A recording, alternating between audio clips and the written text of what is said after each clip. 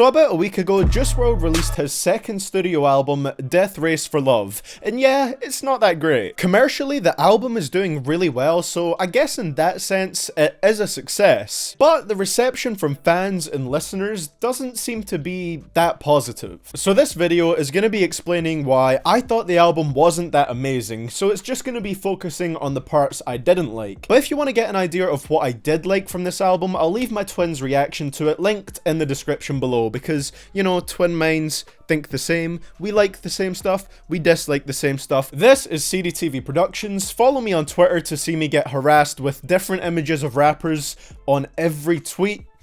And let's talk about Juice WRLD's new album.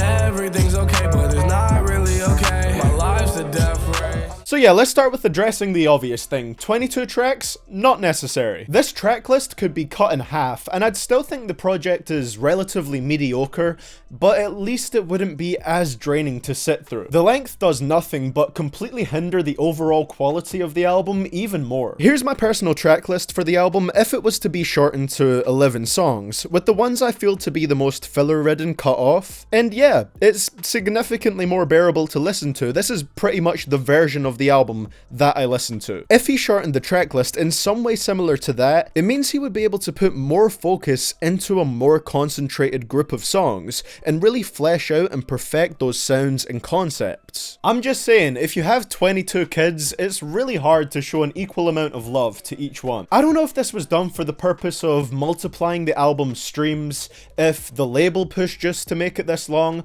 or if Juice just genuinely thought the album needed each and every track that's on here, but it really doesn't. By the end of your album, the ideal thing is for your listeners to be super satisfied, they're really happy with what you gave them, but they're still wanting a little bit more. Not in the way that they feel like they didn't get enough, but in the way that they're just very much looking forward to what you're gonna do in the future. This album makes me want to avoid Juice's music for the next few months, because honestly, I'm just burnt out from listening to his music after this project. Sure, he's got my streams in the short term, but in the long term, I feel like this just kind of hurts his reputation as an artist. Not just for me, but for a lot of people, including his very own fans. That is not ideal.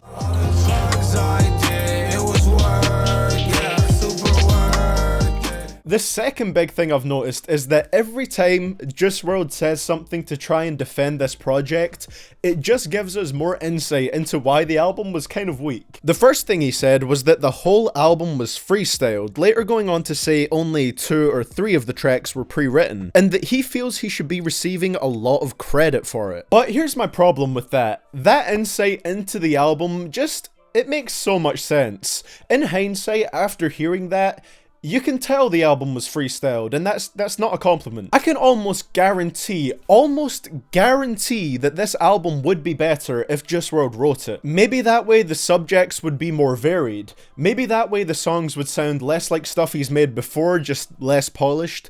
Maybe that way the album would be more consistent. I would give him credit for freestyling the album if it was actually good, but in my opinion, it's just not. The knowledge that it mostly came off the top of his head doesn't really improve the album experience in any way. I'm not sure how this defense is supposed to work in his favor. But ladies and gentlemen, it does not end there. I really wish it did. Even more recently, Juice has came out to say that this album, this 22 track long album, this 72-minute long album was recorded in just 4 days. 4 fucking days. So not only has he already publicly admitted to not taking much time to write for the project at all, he's now also admitted to just taking zero time with it in general. I'm pretty sure the album art was the most time-consuming and well thought out part of this. The album art is really nice. I like the whole PlayStation concept, but that's literally the best thing about this. That comes out to an average of recording 5.5 songs per day. And I'm no expert, but I'm pretty sure it's kind of hard to ensure that all of those will be quality when they're recorded that frequently. Man, he's just digging himself deeper and deeper into a hole with these statements. Again, it's an issue of this not being that impressive when the album is so mediocre. I would be impressed if I heard that Kendrick recorded To Pimp a Butterfly in 4 days.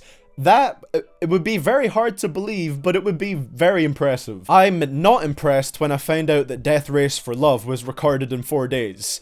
I just think to myself, oh, that makes sense. Let me draw a little comparison with myself here. If I put out a video and a lot of my viewers were saying that it's not very good or that it was quite mediocre, they're not exactly going to be content with me saying, oh, but I just freestyled the entire video. The whole thing came off the top of this head right here. I just recorded and edited the whole thing within 2 hours. You know what they'd say? Write a script for it, take your time with it, and give us a video in the end that is actually good. And those, my friends, those are the reasons why I think Death Race for Love failed. Well guys, that's going to be it for the video today. Thank you so much for watching. I hope you guys enjoyed this one, and if you did, I would appreciate you leaving a like before the Juice WRLD fans get here. And if you're new on this channel, I would appreciate you subscribing if you want to see more content similar to this. I promise I'm going to be bringing it out more frequently. Let me know down in the comments below if you agree with my thoughts on Death Race for Love. What were your overall thoughts on the album? And like I said, my twin's reaction will be linked down in the description below if you want to see how he felt about it on his first listen.